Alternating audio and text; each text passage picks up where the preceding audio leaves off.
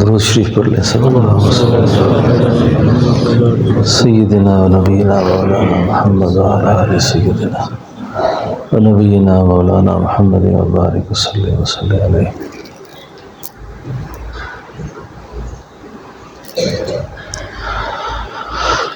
الحمد للہ رب العالمین والصلاة والسلام علی اشرف الانبیاء والمرسلین اما بعد فاعوذ باللہ من الشیطان الرجیم بسم اللہ الرحمن الرحیم لکی لا تعصوا علی ما فاتکم ولا تفرحوا بما آتاکم آمنت باللہ صدق اللہ مولانا العظیم.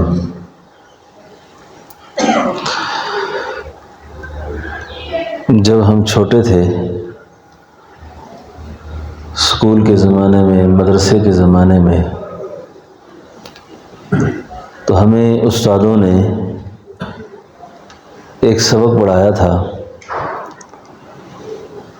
اس کو ایمانیات کہتے ہیں. لیکن وہ ایمان جب ہم نے پڑھا تھا تو وہ ہماری لاشعور کی زندگی تھی، لاشعور کی زندگی تھی. پتہ نہیں کیا پڑھا تھا. تو اس لاشعوری جو زندگی ہے اس میں پڑھا ہوا سبق جب ہم شعور میں آئے تو پھر بھی ہم ویسے ہی تھے.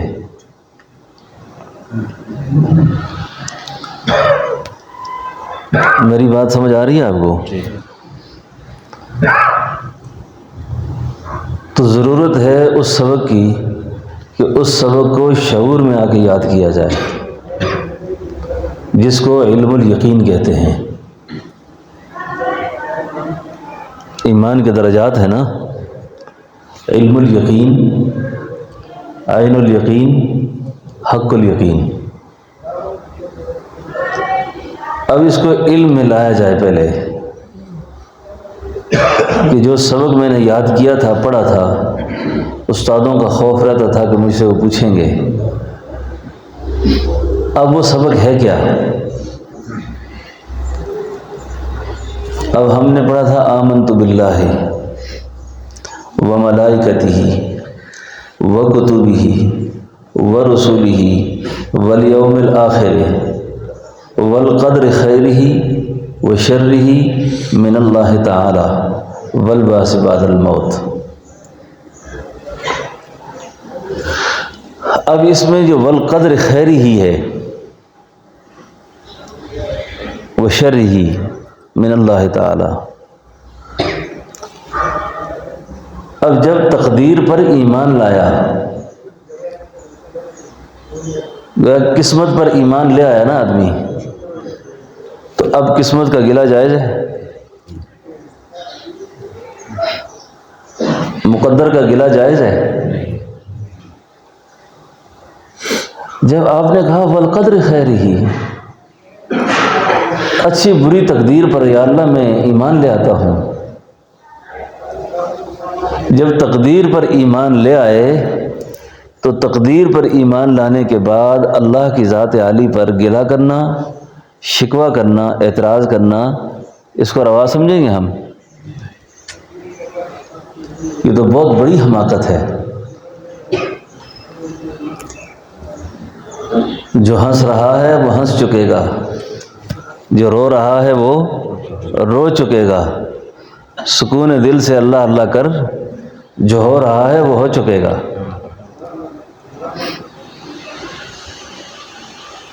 اب بنیادی نقطہ یہ ہے،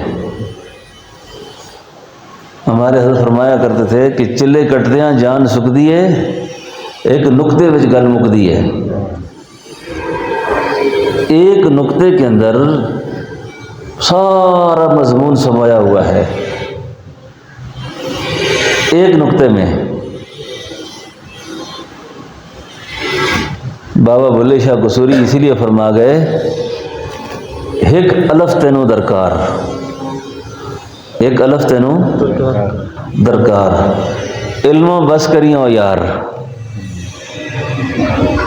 میرا مسئلہ صرف ایک الف کے اندر ہے،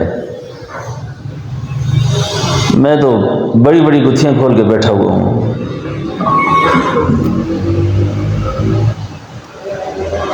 تو اس عقیدے پر جینا، اس عقیدے پر مرنا،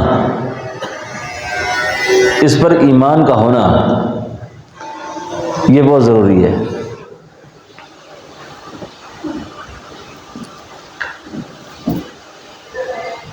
اس کو کہتے ہیں معرفت الہیہ، اس مضمون کا نام ہے معرفت الہیہ، اللہ کی معرفت، اللہ کی پہچان۔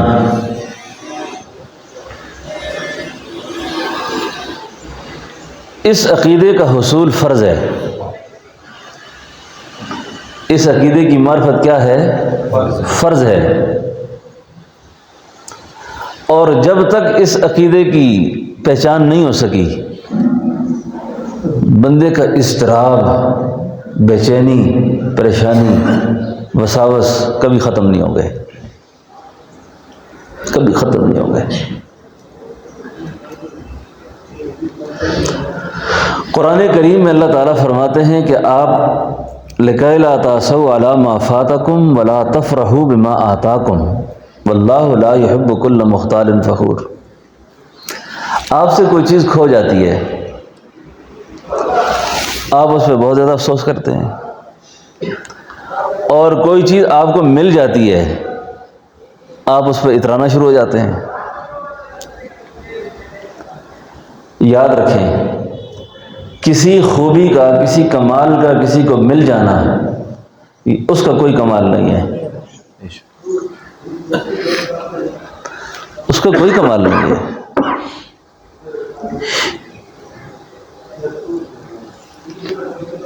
اور جب تک بندہ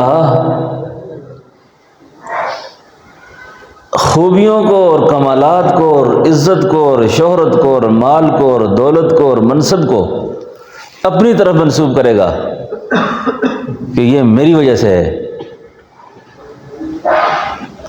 اس کو تو ابھی تک اللہ کو سمجھ ہی نہیں، اللہ کو پہچانا ہی نہیں اس نے کہ اللہ ہے کون ہے۔ یہ تو اللہ کا شکر کرے کہ اللہ نے اگر اس کو رزق دے دیا، کھلا، عزت دے دی، شہرت دے دی، مال و دولت دے دیا، اچھا حسب نسب دے دیا، تو یہ اللہ کا شکر کرے، اس کا تو کوئی کمال نہیں، اس کا تو کوئی کمال نہیں ہے۔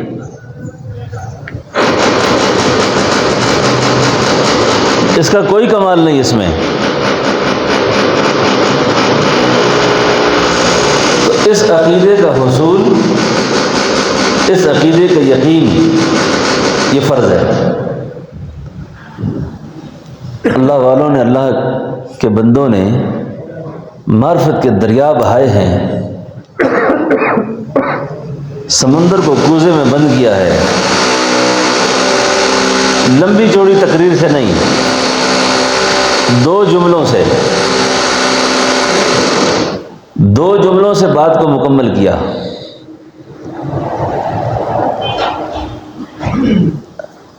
ایک آدمی ایسا ہے جو صاحب معرفت ہے، صاحب یقین ہے،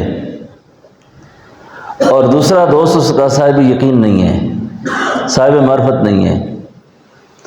ان دونوں کو اللہ نے ایک ایک بیٹا دیا۔ دونوں بیٹے ایک بیماری میں مبتلا ہو گئے، دونوں کا ایک ہی ڈاکٹر نے علاج کیا، لیکن دونوں فوت ہو گئے۔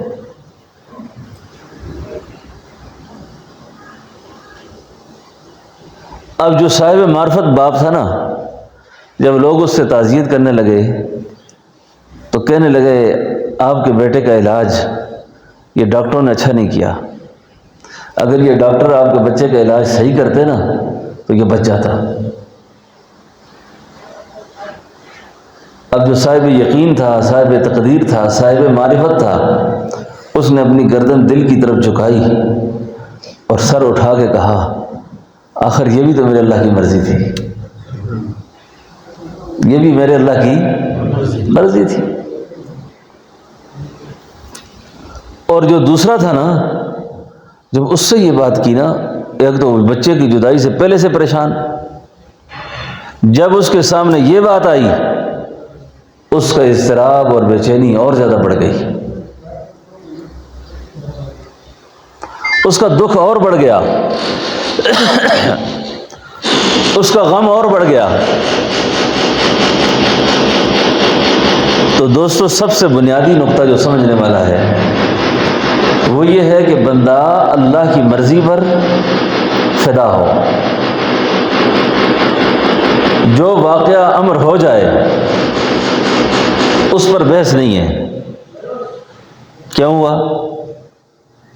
کیسے ہوا، آپ چاہتے یا نہ چاہتے اللہ کی تقدیر نے غالب آنا تھا۔ اس لیے جو تعلق معاملہ ہے نا، معرفت الہی کا جو حصول ہے، یہ عرض میں نے کیا، یہ فرض ہے۔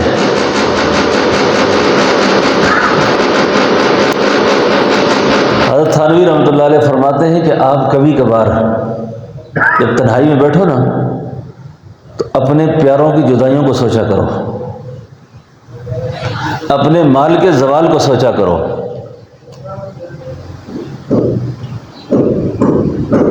اپنے کمال کو ڈوبتا دیکھا کرو، عروج کو زوال میں دیکھا کرو، کہ خدا نہ خواستہ مجھ سے میری بیوی جدا ہو جاتی ہے، بچے جدا ہو جاتے ہیں، مال الگ ہو جاتا ہے، تو اس وقت میری کیا صورتحال ہوگی، میری کیفیت کیا ہوگی اس وقت۔ اور اگر اس وقت دل یہ کہہ دے کہ سب کچھ تیرے اللہ کی طرف سے ہے، بغیر کسی اضطراب اور بے چینی کے کہا انا للہ و انا الیہ راجعون، دوستو یہ بڑے امتحان کا وقت ہوتا ہے۔ اللہ تعالیٰ سے ایسے امتحانوں سے تنہائی میں بیٹھ کے اللہ سے معافیاں مانگا کرو، یا اللہ مجھے کسی ایسے امتحانوں میں نہ ڈالنا، ایسے امتحانوں میں نہ ڈالنا، کسی ایسی پریشانی میں نہ ڈالنا۔ آدمی جب رگوں میں گرم خون دوڑتا ہے نا، حالات سازگار ہوتے ہیں تو اس کا دماغ جگہ پہ نہیں ہوتا۔ میں نے بزرگوں سے یہ بات سنی ہے، جتنا آپ اپنی خوشیوں پہ خوش ہوتے ہیں نا، اتنا آپ تنہائی میں بیٹھ کے غمگین بھی رہا کریں، کہ اس اشنائی کا کوئی بھروسہ نہیں، کوئی بھروسہ نہیں۔ میرے ایک دوست مولوی صاحب اس علاقے میں رہتے تھے، بڑی عبرت ناک بات ہے یہ، بڑی عبرت ناک بات، جگہ سے ہل جاتا ہے آدمی۔ وہ میرے پاس آئے ایک دن، مجھے کہنے لگے کہ مجھے مسجد والوں نے مکان دے دیا ہے تو میں ابھی اپنے بچوں کو یہاں لانا چاہتا ہوں۔ یہ بات آئی گئی ہو گئی، کافی وقت گزر گیا۔ ایک دن مجھے کسی نے اطلاع دی کہ اس مولوی صاحب کے بچے، بیوی، ماں باپ، ساز و سامان سارا تربیلا ڈیم میں ڈوب گیا ہے۔ وہ دربند کے علاقے کے تھے، کشتی میں سوار ہوئے،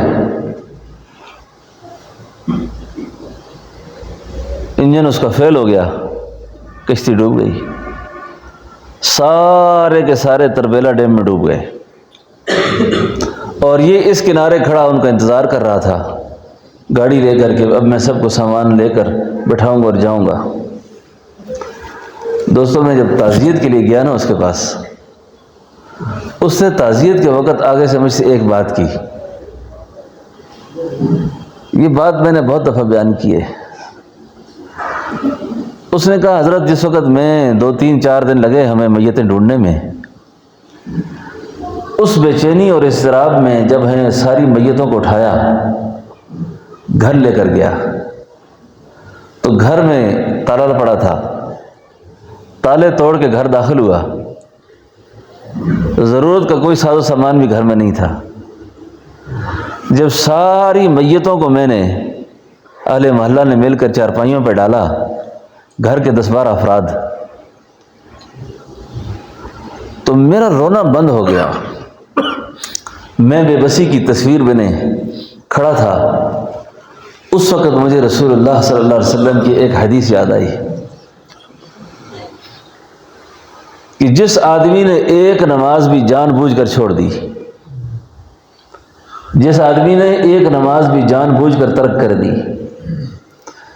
قیامت والے دن وہ شخص اتنا پریشان ہوگا، اتنا پریشان ہوگا، اتنا پریشان ہوگا کہ جتنا اس کے گھر کے لوگ، مال، اولاد، اسباب سب لٹ گیا ہو۔ جتنی پریشانی ایک بندے کو اس وقت ہوگی، کہنے لگے جی یہ پریشانی میں دیکھ چکا ہوں، یہ دکھ میں نے دیکھا، یہ غم میں نے دیکھا ہے۔ ایک تو اللہ جل شانہ کی بڑھائی، اس کی بزرگی کا بہت احترام رکھنا چاہیے دل میں۔ اللہ کی ناراضگی کا کوئی کام نہیں کرنا چاہیے، اللہ کو خفا نہیں کرنا چاہیے کبھی بھی۔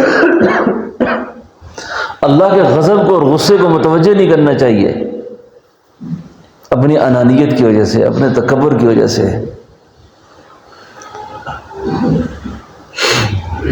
اب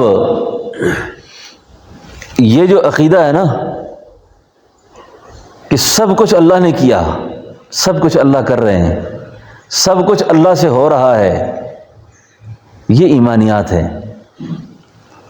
جو ہوا وہ بھی اللہ نے کیا، جو ہو رہا ہے وہ بھی اللہ کر رہے ہیں، اور جو ہوگا وہ بھی اللہ ہی کریں گے۔ اب اس عقیدے پر جوہر قلب سے ایمان ہو، جوہر قلب سے ایمان ہو۔ اب جب جوہر قلب سے ایمان ہے نا، اب آپ پھر مطمئن رہیں۔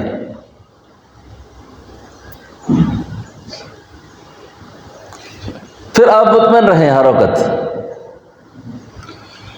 اور جب جوہر قلب میں ایمان نہیں ہوگا نا، اس کا یقین اور تصدیق نہیں ہوگی، بس ہر وقت اضطراب ہی اضطراب، غصہ ہی غصہ، بے چینی بے چینی، پریشانی ہی پریشانی۔ ایسا کیوں ہو گیا، ایسا کیوں نہیں ہوا؟ بیوی سے کھانے میں مرچ زیادہ ہوگی، اس پہ لڑائی، نمک تیز ہو جائے گا، اس پہ لڑائیاں ہو جائیں گی، برتن کو ایسے پڑا اس پہ لڑائی ہو جائے گی۔ یہ اللہ کے غضب ہوتے ہیں، پھر یہ عذاب کی شکلیں ہیں، یہ عذاب کی بھی شکلیں قائم ہو جائیں گی۔ تو اپنے حالات کو، احوال کو اللہ کے سپرد کر دینا۔ جب اس پہ ایمان لے آئے ہیں، اس کی حکمتیں وہ جانتا ہے۔ آج اللہ والوں کے ہم نام لیتے ہیں، ہمارے بیان سج جاتے ہیں ان سے، ہماری بات کو رنگ لگ جاتے ہیں۔ پیران پیر حضرت شیخ عبد القادر جیلانی محبوب سبحانی رحمۃ اللہ علیہ واعظ فرما رہے تھے، بیان کے دوران نا ایک سانپ آیا، ایک سانپ آیا، آپ کی قمیص میں داخل ہو گیا، اور قمیص سے باہر نکل کر اس نے اپنا سر ہلایا۔ لوگوں میں اضطراب ہوا۔ حضرت نے فرمایا کوئی پریشان نہ ہو، اس وقت میرے اللہ میری توحید کا امتحان لے رہے ہیں، میری عقیدہ تقدیر کا، ایمان کا امتحان لیا جا رہا ہے۔ اللہ جل شانہ بعض اوقات اپنے بندے کو اگر کسی آزمائش میں ڈالتے ہیں نا، وہ اس کے عقیدے کا امتحان ہو رہا ہوتا ہے، اس کے ایمان کا، اس کی یقین کا۔ ہم جو لوگ ہیں نا جی، ہم کوشش کے مکلف ہیں، سبب کے مکلف ہیں، سبب کے مکلف ہیں، نتیجے کے مکلف نہیں ہیں۔ یہ کئی لوگ ہوتے ہیں نا جو تقدیر کے عنوان پر بات پوری نہیں سمجھتے، تو وہ کہتے تھے جی سب کچھ اللہ نے لکھا ہے۔ امر الہی میں اور تقدیر الہی میں فرق ہے۔ امر الگ چیز ہے اور تقدیر الگ چیز ہے۔ اب جی میں نے تو ایسے بھی گناہ کرنے ہیں، میری تقدیر میں لکھے ہوئے ہیں، اللہ نے جس کو جنت دینی ہے جنت دینی ہے، جس کو آگ میں جلانا ہے آگ میں جلانا ہے، نہیں۔ اللہ نے جس چیز کا امر دیا اللہ نے اس کو مکلف بنایا ہے۔ وَنَفْسٍ وَمَا سَوَّاهَا فَأَلْهَمَهَا فُجُورَهَا وَتَقْوَاهَا۔ اب آپ کی مرضی ہے کہ آپ جس پہ عمل کریں، آپ مجبور محض بھی نہیں ہیں۔ کیا مجبور محض بنایا آپ کو؟ تو اس عقیدے پر ایمان لانا، اس کا یقین رکھنا، تاکہ زبان کسی وقت بھی اللہ کی ذات پہ گلہ نہ کرے۔ یہ جو مردوں کے اندر ایک بیماری ہے نا، عورتوں میں بھی ہے، جب بیوی سے جھگڑا ہو جائے گا نا تو بیوی کو تانا دے کے کہیں گے بڑا برا نصیب تھا میرا،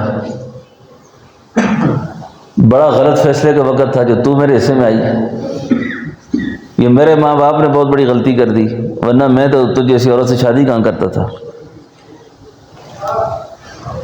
تیری حیثیت کیا ہے،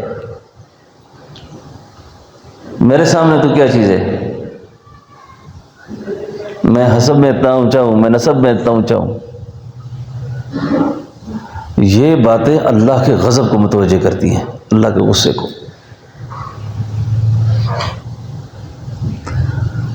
قرآن کریم میں اللہ تعالیٰ نے ایک اپنے محبوب پیغمبر کا ذکر کیا ہے جن کا نام ہے حضرت نوح علیہ السلام۔ نوح والا پیغمبر، رونے والا پیغمبر۔ ان کو یہ نوح والا پیغمبر کیوں کہا؟ علماء نے لکھا ہے کہ ان کا اصل نام جو تھا وہ تھا عبد الجبار۔ عبد الجبار تھے تو اللہ کے بہت شکر گزار تھے۔ وقلیل من عبادی شکور، 950 سال لوگوں کو تبلیغ کی۔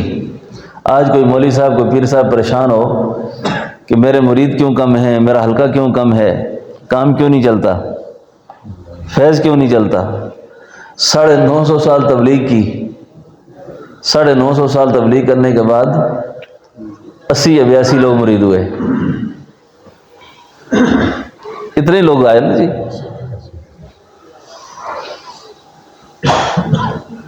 پھر بھی اللہ کے شکر گزار ہیں۔ قرآن ان کو نوح والا پیغمبر کہتا ہے، نوح والا، رونے والا۔ یا نوح انہ لیس من اہلک انا ارسلنا نوحا الی قومہ۔ جہاں جہاں ذکر ہوتا ہے نوح سے ہوتا ہے۔ اب ان کو نوح والا پیغمبر کہاں کیوں، ان کو رونے والا پیغمبر کیوں کہا گیا؟ مفسرین نے اس کی 3 وجوہات لکھی ہیں۔ ایک وجہ یہ لکھی ہے کہ یہ اپنے آپ پہ رویا کرتے تھے، اپنے نفس پہ روتے تھے۔ دوسری وجہ یہ لکھی ہے کہ یہ اپنی امت کے غم میں رویا کرتے تھے۔ اور تیسری وجہ ایک بڑی عجیب ہے۔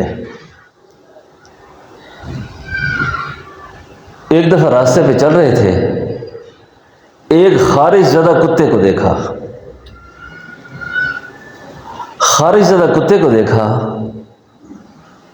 کہ کتا بہت بے چین ہے، بیمار پڑا ہے،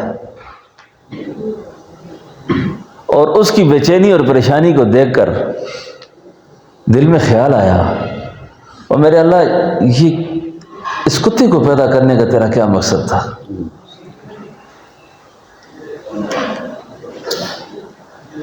اتنی بات دل میں آئی، غیبی آواز آئی، نوح میں ایسا ہی بنا سکتا تھا، مجھ سے اچھا اگر آپ بنا سکتے ہیں آپ بنا لو۔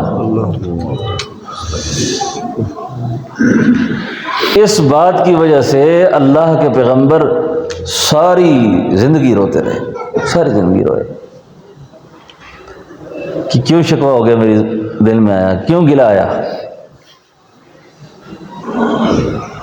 فارسی میں کتے کو سگ کہتے ہیں، فرمایا کتے کو اللہ نے گویائی دی اور کتا زبان حال سے بولا. اس نے کہا سگ کیا اس نے کیا، سگ کیا اس نے کیا. تجھ کو نبی، سگ کیا اس نے کیا، اور تجھ کو نبی، تو بھی اپنی جیب میں رکھتا نہیں پیغمبری. پیغمبری تیری بھی کوئی جیب کی چیز تھوڑی ہے کہ تو اٹھ کے پیغمبر بن گیا اور میں کتا بن گیا ہوں. بس تجھے وہ پسند تھا تیرے لیے، میرے لیے اللہ نے یہ پسند کیا.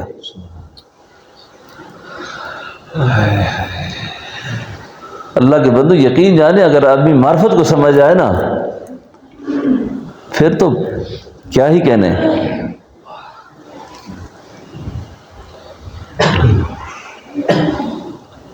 آج میں کشف المحجوب دیکھ رہا تھا تو حضرت علی حجویری رحمۃ اللہ علیہ فرماتے ہیں کہ ماں سوا سے آزاد صحبت اگر کسی کو مل جائے، ماں سوا سے آزاد صحبت، وہ صحبت تو بندے کو کیمیا کر دے. کیا مطلب؟ یعنی یہ عقیدہ اور یقین جس آدمی کے دل میں راسخ ہو کہ سب کچھ کے کرنے والے اللہ ہی ہیں، سب کچھ اللہ ہی نے کیا اور اسی کی منشا اور مرضی پہ سب کچھ ہو رہا ہے. خود اس صحبت کا حامل آدمی،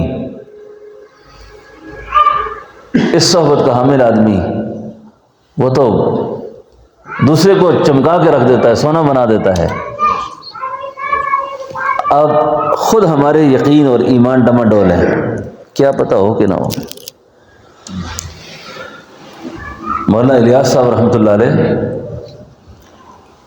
جن سے اللہ نے بہت بڑا کام لیا امت کی اصلاح اور تربیت کا، آپ فرمایا کرتے تھے کہ آپ پر کوئی پریشانی آ جائے، کوئی مشکل آ جائے، آپ کا پہلا خیال کہاں جایا گیا ہے؟ پہلا خیال اپنی اگر معرفت کو چیک کرنا ہو نا کہ اللہ سے میرا تعلق کتنا ہے، اضطراب اور بے چینی میں، غم اور حالات میں آپ کا پہلا خیال کہاں گیا ہے؟ جہاں آپ کا پہلا خیال گیا وہی آپ کا الہ ہے.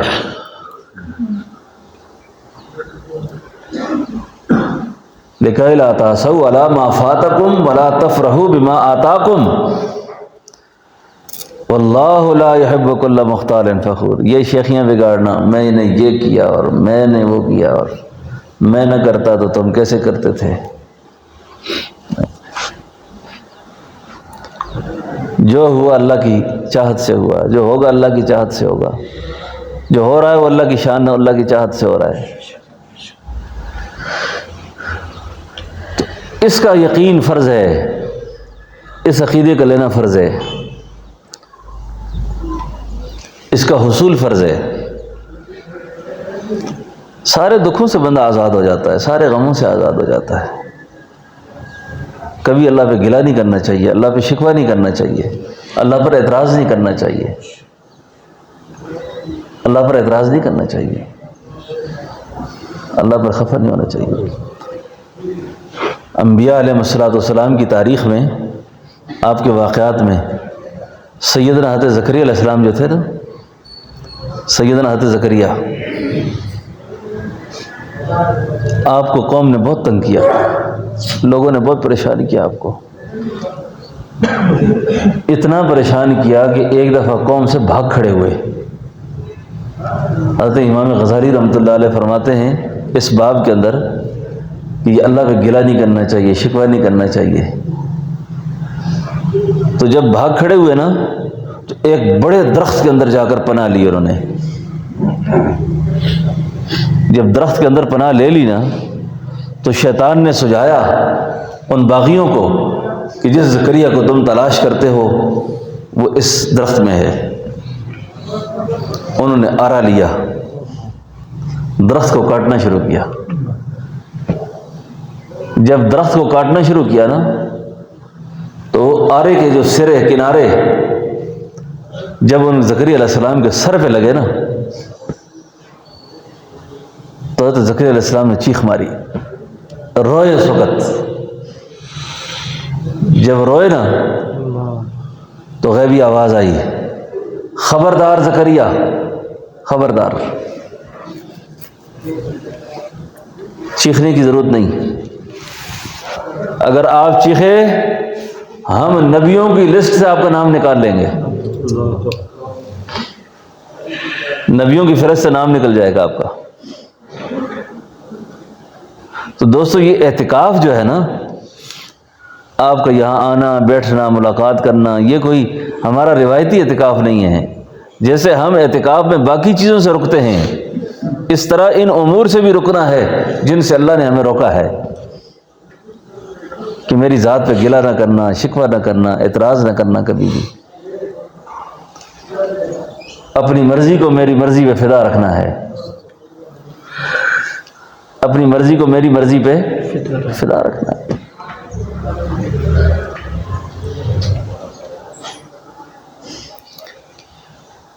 ایک بہت بڑے عارف بزرگ تھے، میں نے ان سے بیان میں سنا تھا، جب کبھی وہ اس طرح کا مضمون بیان کرتے تھے تو بیان میں کہنے لگے، زندگی پر کے پائی گرچہ دل پر غم رہا،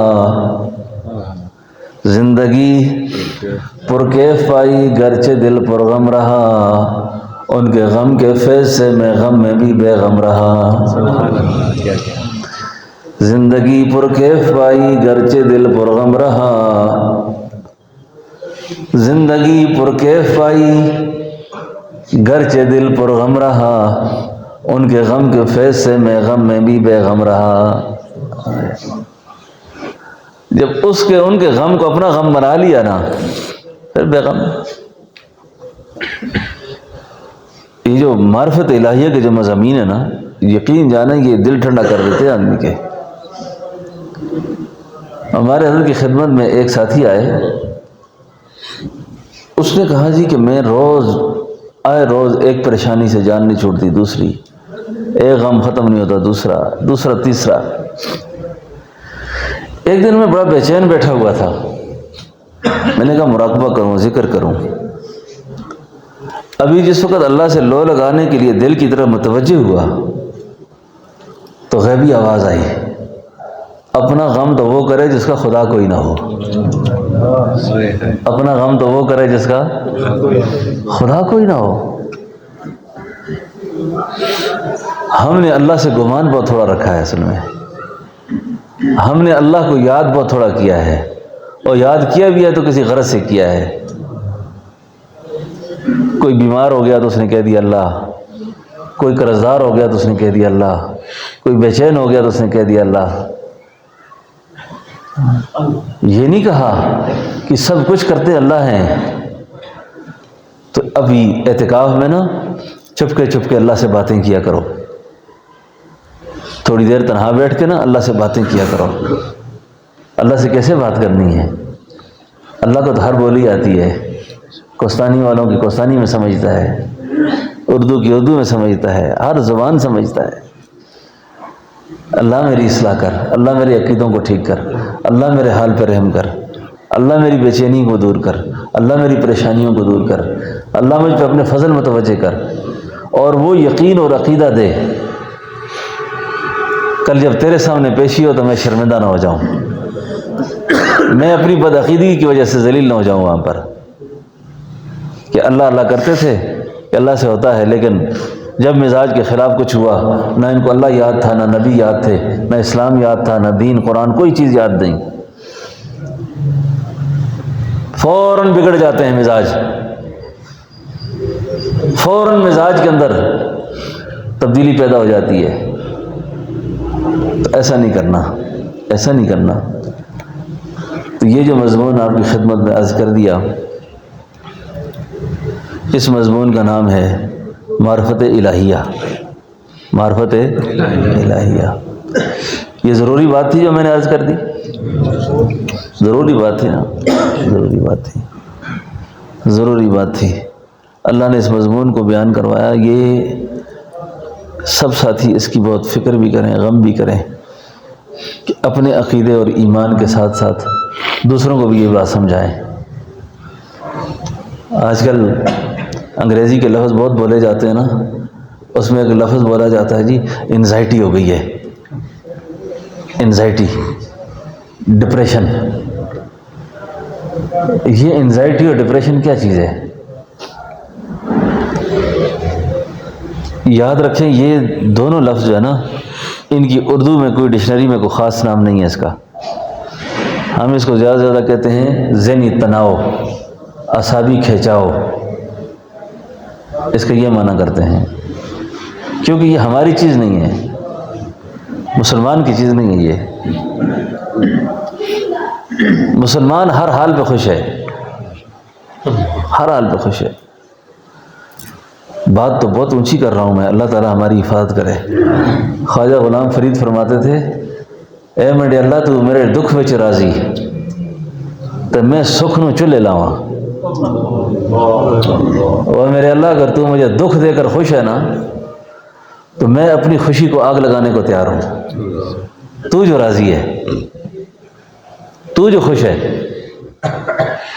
تو جو خوش ہے، تو اگر خوش ہے تو میں بھی خوش ہوں۔ حضرت خواجہ ذنون مصری سے کسی نے پوچھا، حضور کیسے زندگی کے دن گزرتے ہیں؟ فرمایا اس آدمی سے کیا پوچھتے ہو جس کی مرضی پہ اللہ ساری کائنات کو چلا رہے ہیں؟ کہ جی آپ کی مرضی پہ کائنات چلتی ہے؟ کہاں جی میری مرضی پہ چلتی ہے۔ بارش ہو تو میں نہیں کہتا روک، نہ ہو تو نہیں کہتا برسا۔ بارش برس رہی ہے تو میں نہیں کہتا برسا، روک دے اس کو۔ تو جو راضی ہے، تو خوش ہے اس پہ، میں بھی خوش ہوں۔ نہیں برس رہی، نہیں کہتا اس کو، خود جانتا ہے، حکیم ہے، کہاں برسانی ہے کہاں نہیں برسانی، کہاں ضرورت ہے اس کی کہاں نہیں ضرورت۔ میں نہیں کہوں گا اس سے کبھی بھی، میں نہیں کہوں گا کبھی بھی، کیونکہ جب میں اس کا ہو گیا تو وہ میرا ہو جائے گا۔ یقین جانے اللہ کی مشیت کو سمجھیں، اللہ کی مرضیات کو سمجھیں، پھر آپ کے لیے اللہ تعالیٰ کیسے کیسے اسباب پیدا کرتے ہیں، کیسے کیسے حالات پیدا کرتے ہیں، کہاں کہاں سے راستے کھلتے ہیں آپ کے، آپ کو وہاں سے گمان ہی نہیں ہوگا پھر۔ لیکن جب ہم اللہ کے نہیں، جب اللہ کے نہیں، اللہ بھی غیر کے حوالے کر دیتا ہے، پھر چل مزے کر تو۔ اور جو اللہ کے حوالے ہوا نا، اللہ کے حوالے ہوا، اللہ فرماتے ہیں وَمَن يَتَّقِ اللَّهَ يَجْعَل لَّهُ مَخْرَجًا وَيَرْزُقْهُ مِنْ حَيْثُ لَا يَحْتَسِبُ۔ ہم اس کے لیے نکلنے کی راہیں بنا دیتے ہیں، اس کی ضروریات کا بھی ہمیں پتہ ہے کہ اس کی کیا ضرورت ہے، اس کے مسائل کا بھی ہمیں پتہ ہے کہ اس کے کیا مسئلے ہیں، سارے حالات اس کے لیے سازگار کر دیتے ہیں۔ اور جو ہمارے ساتھ نہیں بناتا نا، اس کے بنے بنائے حالات کو ہم خراب کر دیتے ہیں، ہم خراب کرتے ہیں۔ ایک اللہ والا قرآن کریم کو پڑھ رہا تھا، اور قرآن کریم کو پڑھتے پڑھتے جب اس آیت پہ پہنچے نا تو کہنے لگے کہ میں نے پورے قرآن کریم میں 4 مقام پر نشان لگایا ہے، اور مجھے یہ خیال ہوا کہ اگر اللہ پورا قرآن نہ بھی نازل کرتے نا، یہ 4 آیتیں ہی اگر انسانیت سمجھ جاتی نا، اس نے اللہ کو سمجھ جانا تھا۔ کہتے ہیں کہ جس وقت میں نے قرآن کریم کی اس آیت کو پڑھا تو میری تو عقیدہ تقدیر ٹھیک ہو گیا، میرا یقین ٹھیک ہو گیا۔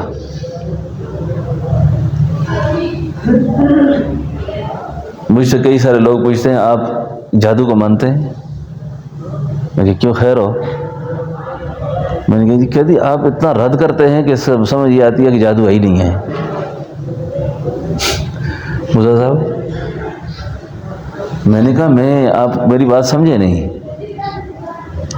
میں آپ کو بدعقیدہ نہیں بنانا چاہتا، میں آپ کی توحید کا خیال رکھنا چاہتا ہوں، اپنی توحید بچانا چاہتا ہوں، کیونکہ یہ جادو ہے، جنات ہیں، یہ غیر جتنے علوم ہیں، یہ مخلوق ہے، یہ باطل ہے، حق نہیں ہے، یہ مؤثر نہیں ہے، مؤثر حقیقی اللہ خود ہیں۔ تم کیوں راستے میں الجھتے ہو؟ کیوں منزل سے دور بھٹکتے ہو؟ مؤثر حقیقی ذات اللہ کی ہے، وہ نہ چاہے تو کوئی اثر نہیں۔ وہ ڈرانے پہ آ جائے تو مچھر کو تمہارے لیے عذاب بنا دے، مکھی کو عذاب بنا دے۔ کہنے لگے میں نے قرآن کریم کی اس آیت کو جب پڑھا نا، میرا عقیدہ ٹھیک ہو گیا کہ اللہ فرماتے ہیں وَإِن يَمْسَسْكَ اللَّهُ بِضُرٍّ وَإِن يَمْسَسْكَ اللَّهُ بِضُرٍّ فَلَا كَاشِفَ لَهُ إِلَّا هُوَ وَإِن يَمْسَسْكَ اللَّهُ بِضُرٍّ فَلَا كَاشِفَ لَهُ إِلَّا هُوَ وَإِن يُرِدْكَ بِخَيْرٍ فَلَا رَادَّ لِفَضْلِهِ۔ میں خیر کے ارادے کر لوں، کون نقصان دے سکتا ہے؟ اور جب میری طرف سے نقصان کے فیصلے ہو جائیں تو تمہیں کون فائدہ دے سکتا ہے؟ کون فائدہ دے سکتا ہے؟ اس کا مطلب یہ نہیں ہے کہ جادو نہیں ہوتا یا جادو اثر نہیں کرتا یا جادو کا علاج نہیں ہے۔ جادو ہوتا بھی ہے، جادو کا علاج بھی ہوتا ہے، اس سے فائدہ بھی ہوتا ہے آدمی کو۔ اور آج کے اس فتنے کے دور میں تو بدعمالیوں کی وجہ سے لوگ کسی حالات کے اندر مبتلا ہیں، لیکن دوستو یقین اور اعتماد اللہ کی ذات سے ایک ذرے کے لیے بھی ادھر ادھر نہیں کرنا۔ ایک ذرے سب کچھ وہاں سے ہوتا ہے۔ نہ چاہیں تو بڑے بڑے علاج فیل ہو جاتے ہیں، اور فائدہ دینے پہ آ جائے تو معمولی چیز سے اللہ تعالیٰ اکسیر کے جوہر دکھا دیتا ہے، اکسیر کے جوہر اللہ دکھا دیتے ہیں۔ تو اس لیے اللہ جل شانہ کو ناراض نہیں کرنا، اللہ کو ناراض نہیں کرنا۔ تو اللہ رب العالمین ہم سب کی حفاظت فرمائے، اللہ ہم سب کو اپنی ذات کا تعلق نصیب فرمائے۔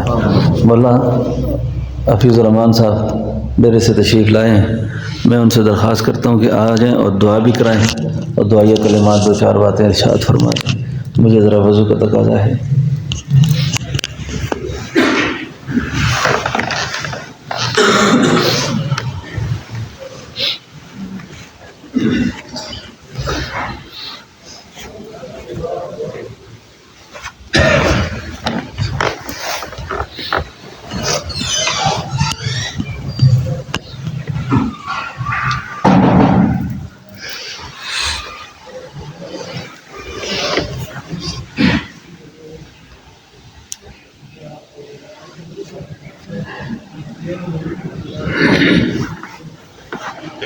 بسم اللہ الرحمن الرحیم۔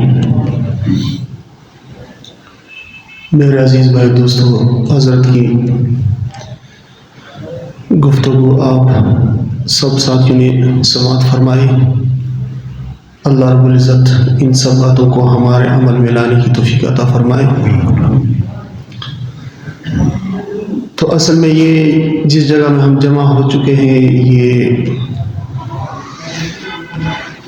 بنیادی عقیدے کو ٹھیک کرنے کے لیے، یقین کو ٹھیک کرنے کے لیے، اخلاص کو اپنے اندر پیدا کرنے کے لیے، اخلاق اچھے ہو جائیں۔ جو کچھ اللہ رب العزت نے فرمایا ہے اپنے کلام پاک میں آپ صلی اللہ علیہ وسلم کے ذریعے سے، وہ ہمارے عمل میں آ جائے، اور اس پر عمل کرنا، اللہ رب العزت کی معرفت حاصل ہو جائے، صحیح یقین بن جائے، اخلاص، اخلاق حمیدہ ہمارے اندر پیدا ہو جائے۔ اس کے لیے یہ محفل، یہ صحبت، یہ بنیادی چیز ہے۔ اور ان باتوں کو سن کر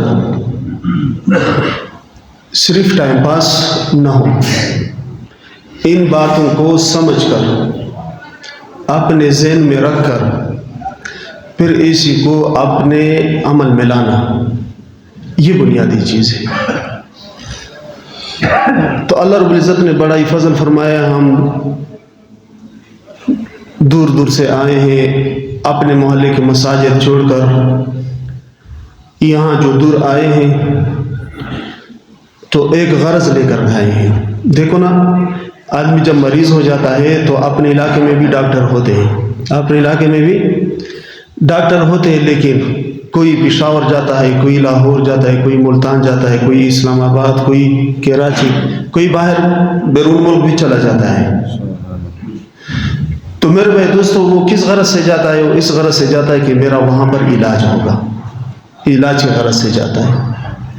تو ہمارے اپنے علاقے میں وہاں پر علماء بھی ہیں، وہاں مساجد بھی ہیں، یہ سب کچھ وہاں پر ہے، لیکن جو ہم یہاں پر آئے ہیں، ہم اس غرض سے آئے ہیں کہ یہاں پر ہمارا علاج ہو جائے گا۔ تو پھر ہم یہاں پر حضرت جی کا جو نسخہ ہے ہم اس کو استعمال کریں گے، اس کی جو پرہیز ہے بتاتے ہیں، اس پرہیز پر ہم عمل کریں گے، اور جو چیز کھانے پینے کی ہے روحانی طور پر اس کے کھانے کی کوشش کریں گے، تو انشاءاللہ اللہ کی فضل سے ہم یہاں سے روحانی طور پہ صحت یاب ہو کر واپس چلے جائیں گے، اللہ نصیب ہی فرمائے۔ تو میرے بھائی دوستو، یہ جو ہے نا اصل مقصد ہے، اور اس کو سمجھنا چاہیے اور اس کو سوچنا چاہیے، اور اسی کے لیے فکر مند ہونا چاہیے، فکر مند ہونا چاہیے، اور اللہ رب العزت سے مانگنا چاہیے، کیونکہ معاملہ سارا ہی اوپر کی طرف سے، جتنا ہی طلب ہوگا اتنا ملے گا۔ ہمارے اندر طلب کم ہے تو کم ملے گا، زیادہ ہے تو زیادہ ملے گا، ہم اپنے اندر طلب پیدا کریں۔ اب یہ چیزیں ہمیں مل جائے، سب سے بنیادی چیز جس طرح حضرت نے فرمایا کہ اپنی تقدیر پر یقین مضبوط ہو جائے تو بس سارے ہی مسئلے حل ہو گئے۔ آپس میں ایک دوسرے سے ضد، بغض، حسد، کینہ، یہ لڑائی جھگڑے، یہ تو سارے ہی غلط یقین کی وجہ سے کہ ہمارے اپنی تقدیر پر یقین ہے نہیں، بس صرف زبان جمع خرچ ہے، ہم نے سمجھا ہی نہیں، جنہوں نے سمجھا ہے وہ عمل نہیں کرتے، اس تقدیر پر ہم یقین مضبوط نہیں کرتے، تو اس وجہ سے سارا ہی معاملہ، گھروں کے اندر بھی پریشانیاں ہیں، خاندانوں کے اندر، پڑوسیوں رشتہ داروں کے اندر، یعنی ہر جگہ میں پریشانیاں، دوست سے بدظن، یہ اس نے یہ کر دیا، اس نے میرے ساتھ یہ کر دیا، اگر وہ یہ نہ کرتا تو یہ اس طرح نہ ہو جاتا۔ تو یہ ساری چیزیں اس وجہ سے کہ یہ والقدر خیرہ و شرہ من اللہ تعالی، ہم نے من اللہ تعالی ابھی تک نہیں سمجھا کہ اللہ کی طرف سے، ہم کہ فلاں نے اس طرح کر دیا، میں نے اس طرح کر دیا، یہ ہم اس کے اندر مخلوق کو لاتے ہیں، اور اللہ رب العزت کی طرف جو اللہ رب العزت فرماتے ہیں ہم اس پر عمل نہیں کرتے۔ تو میرے بھائی دوستو، ان چیزوں کو سمجھنا اور سیکھنا، اور اس کے لیے کوشش کرنا، اور اس اپنے وقت کو قیمتی بنانا، اور اس غرض کو سامنے رکھتے ہوئے کہ میں اتنا دور سے آیا ہوں، کہ اس غرض سے آیا ہوں، میں اس غرض سے آیا ہوں، لہٰذا یہ غرض یہاں سے وصول کر کے لے کر کے واپس جاؤں گا اور اللہ سے مانگوں گا۔ تو انشاءاللہ پھر دیکھنا کہ اللہ رب العزت کس طرح رہنمائی فرماتے ہیں، اللہ رب العزت ہمارا آسان فرمائے۔ درود شریف پڑھ لیں۔